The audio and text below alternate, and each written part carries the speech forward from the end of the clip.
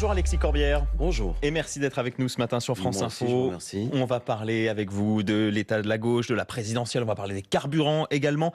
Mais d'abord, arrêtons-nous quelques minutes sur l'actualité internationale avec l'Iran comme les États-Unis qui semblent vouloir, en tout cas dans les prochaines heures, peut-être finaliser un accord qui serait valable au moins 30 jours. Est-ce que d'ores et déjà, vous y croyez, vu de France ?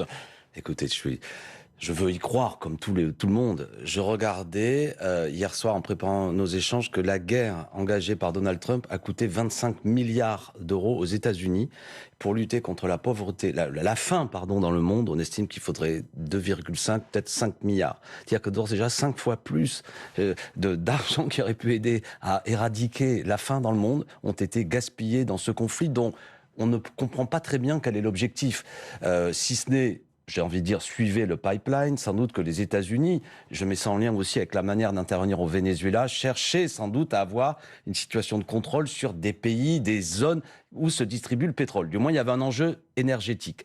Mais pour ce qui est de l'Iran, la situation à l'heure actuelle, il y a quand même 3500 morts en Iran, près de 5000 morts. On ne voit pas très bien, y compris dans les éléments, quand on lit sur les accords qui sont en cours, ce qui serait une avancée pour en quelque sorte affaiblir le régime théocratique iranien. C'est même plutôt l'inverse que je dis, vu qu'il y a la possibilité peut-être... Avec possible renforcement des gardiens de la révolution, effectivement. Il y avait une mobilisation populaire que je soutiens contre ce régime infâme. On a vu, qui avait commencé par les femmes, mais pas seulement, des manifestations de rue, car c'est un régime antidémocratique indiscutablement, réactionnaire. Et puis la guerre a bloqué la situation sociale, on a bien compris, et on a plutôt l'impression qu'au terme de tout ça, on ne sait pas très bien ce qui aura été gagné dans l'objectif affiché, qui est un peu Disneyland à la Trump, je viens apporter la justice. Ça a l'air d'être plutôt l'inverse, et c'est un terrible gaspillage. Je termine, il faut le droit international. La grande victime de tout ça ne peut pas être le droit international, qui est un des grands acquis après la Seconde Guerre mondiale. Il y avait, on se souvient de la conférence de Vienne, qui avait des difficultés, mais il faut que la France... Vous parlez de l'accord sur le nucléaire. Notamment parce que c'est quand même ça qui est en fond... Justement, le rôle de la France. Oui, tout à fait, le rôle de la France. On le voit, le Pakistan joue un rôle assez important dans ces négociations. Il y avait notamment le chef de l'armée pakistanaise qui s'est rendu à Téhéran. Qu'est-ce que la France peut faire de plus ? Est-ce qu'elle n'est pas un peu trop en retrait, la France ? Moi, qui aime mon pays, j'aimerais que la France joue un rôle majeur, notamment dans tout ce qui est recherche d'accords de paix. Je l'ai dit à l'instant, d'abord, être un défenseur du droit international. Ça peut sembler une banalité, mais aujourd'hui, la grande victime de ce qui a eu lieu, et je mets aussi ce qui s'est passé à Gaza, la manière dont les populations civiles ont été massacrées de manière inacceptable.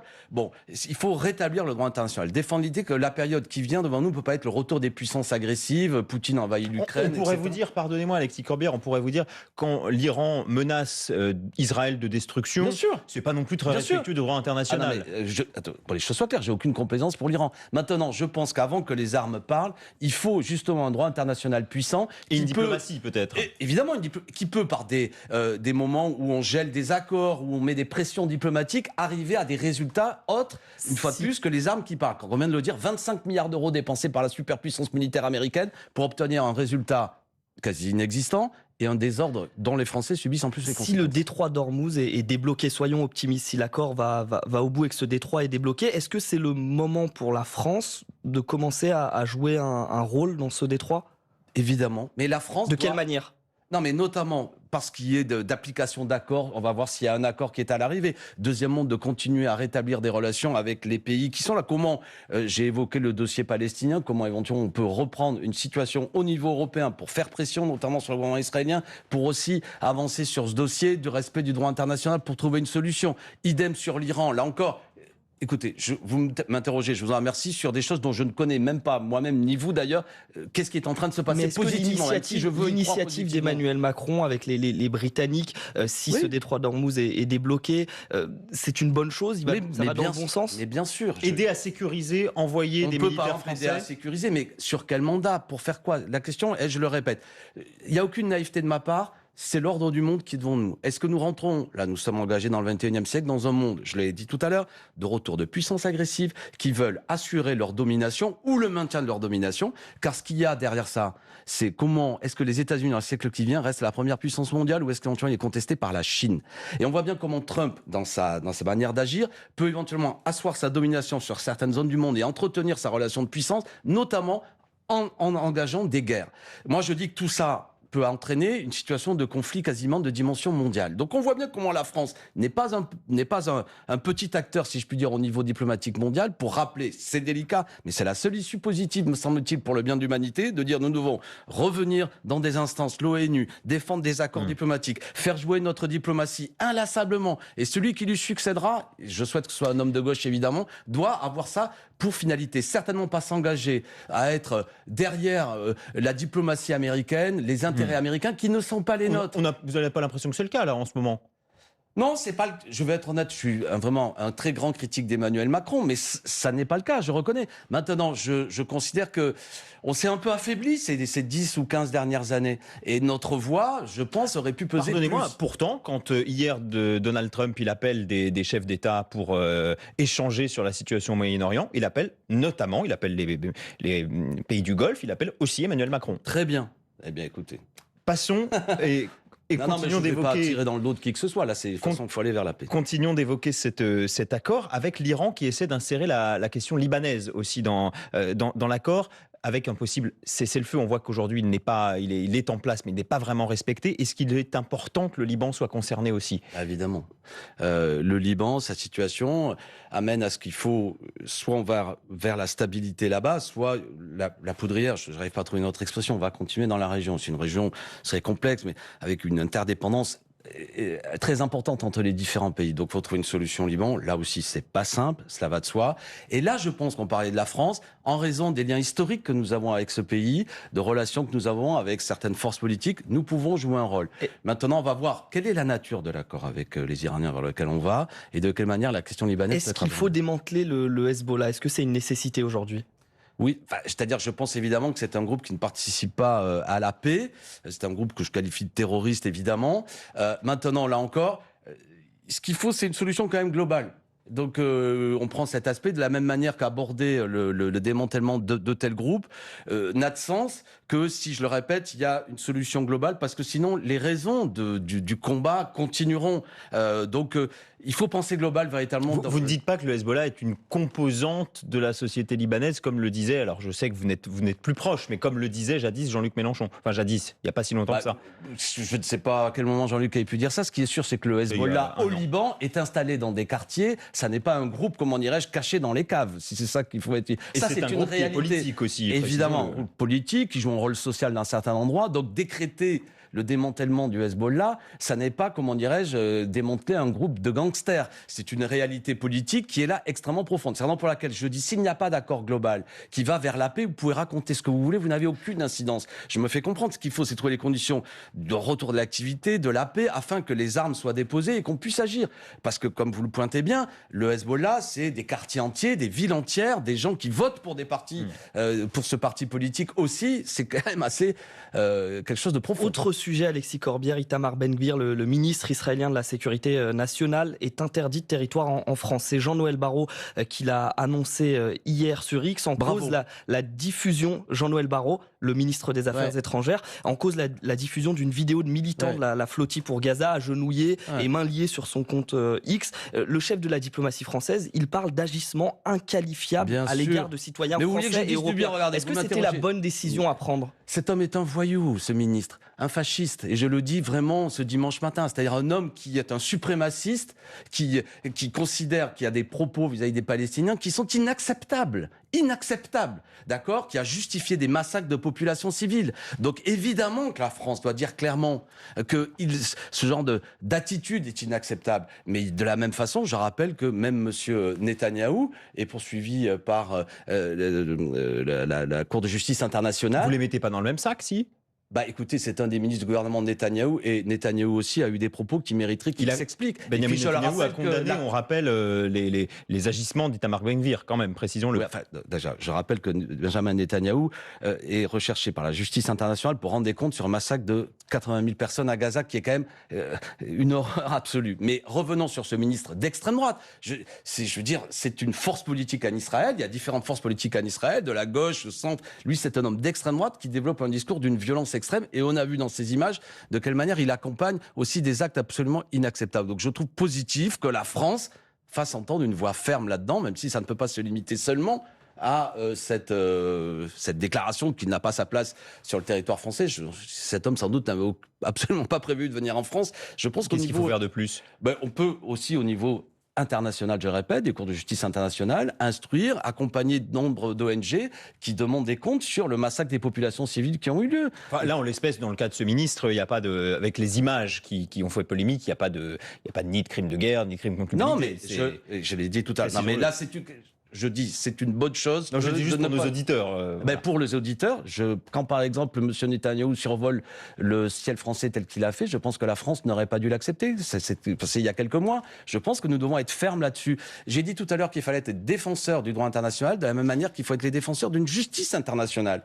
Et quels que soient les personnages, je cible là M. Netanyahou, il va de soi que ça vise aussi M. Poutine. Sinon, s'il y a des instances qui étaient forgées suite à la volonté que ce ne soient pas des conflits mondiaux qui règlent nos problèmes, qui n'ont plus aucune valeur, alors nous allons vers un monde très très instable et dangereux. Alexis Corbière, vous restez avec nous, on va se retrouver juste après l'info en 1 minute, on va revenir à la politique française. Mais d'abord donc 9h moins le quart, voici Antoine Jeffin. L'Iran et les États-Unis avancent sur la voie d'un accord. Donald Trump parle d'un compromis largement négocié avec à l'intérieur la réouverture du détroit d'Ormuz. Téhéran, de son côté, affirme que cet accord est en phase de finalisation. L'épidémie d'Ebola a fait à ce jour au moins 200 morts en République démocratique du Congo. Dernier bilan fourni par le pays, le variant en question n'a pas encore de vaccin. Un jeune de 17 ans poignardé à mort hier soir dans un camping de Seine-et-Marne. Un mineur du même âge arrêté dans la foulée en Seine-Saint-Denis. La justice évoque la piste d'une rivalité amoureuse entre les deux mineurs. Le Festival de Cannes et la Palme d'Or décernée hier soir à Christian Mungiu pour son film Fjord. Le Grand Prix va à Minotaur du Russe Andrei Zvyagintsev qui appelle Vladimir Poutine à arrêter ce qu'il nomme un carnage en Ukraine. Jamais un département n'avait été en vigilance canicule au mois de mai. Le Finistère concerné à partir de ce dimanche midi. Alerte jaune, 33 degrés attendus à Quimper et la température serait identique aujourd'hui à Paris, porte d'Auteuil pour les premiers échanges à Roland-Garros. Premier tour du Grand Chelem parisien, 12 Français sur les courses ce dimanche. France Info. Le 8h30 France Info, Adrien Beck, Majid Kiat. Alexis Corbière, député de Seine-Saint-Denis du mouvement L'Après. On va à présent parler de la course à la présidentielle parce que c'est un sujet, on est à moins d'un an de cette élection présidentielle avec de nombreuses candidatures à gauche. Alors il y avait cette photo de famille qui a eu lieu au mois de janvier dernier, c'était du côté de Tours, Olivier Faure, Marine Tondelier, François Ruffin. Vous y étiez avec un objectif, la primaire. C'était pour le 11 octobre prochain. Sauf qu'on ne parle plus beaucoup de cette date du 11 octobre. Est-ce que ce projet est mort-né ? Non, pas du tout. Et moi, je suis un unitaire. Qu'est-ce que nous cherchons à faire ? C'est en fonction du moment politique dans lequel nous sommes dans une nouvelle période et il faut une nouvelle stratégie. La gauche ne peut pas se présenter de la même manière que la dernière fois ou il y a 10 ans, c'est-à-dire divisée. La gauche rassemblée fait 28 à 30% et l'extrême droite peut gagner. Je suis un homme de gauche qui ne veut pas de la victoire de l'extrême droite et qui veut qu'on sorte du macronisme vraiment. Donc il faut une candidature commune. La primaire le permet de manière démocratique. Pour l'instant, vous avez des gens qui disent un peu la même chose de manière différente. Monsieur Hollande dit non, je veux pas de primaire parce qu'il pense qu'il va revenir en créant le chaos dans le Parti socialiste et qu'à la fin, épuisé, l'appareil se donnera à lui. Ou Jean-Luc Mélenchon qui dit je me fiche de l'unité, j'y vais, d'accord ? Et ralliez-vous à moi. Et d'ailleurs, avec des propos qui ne favorisent pas l'unité. Donc ça ne va pas, c'est irresponsable. Peut-être qu'à l'heure actuelle, on est au mois de mai, vous savez, rappelez-vous qu'au mois de mai 2016, Emmanuel Macron n'existait pas. Donc la présidentielle va se cristalliser après les vacances. Vous pensez vraiment Mais il faut une candidature commune, vous pensez vraiment qu'en évoquant le risque du Rassemblement national, il y a encore la possibilité de mobiliser un front populaire ? Vous ne pensez pas que ce disque c'est exactement ce qui a donné naissance au nouveau Front populaire en juin 2024. Il n'est pas rayé. Nous avons passé les européennes, et là, il y avait des mots très durs qui avaient été dits entre la liste socialiste et la liste insoumise, mais à partir de la dissolution et de la menace de l'extrême droite, nous sommes rassemblés. Vous savez, j'ai le calme des vieilles troupes, on connaît. Tout ça à l'heure actuelle, c'est chacun le présidentialisme à fond, chacun y va. Je suis le plus fort, je suis le plus grand, je vais plier tout le monde. Ça...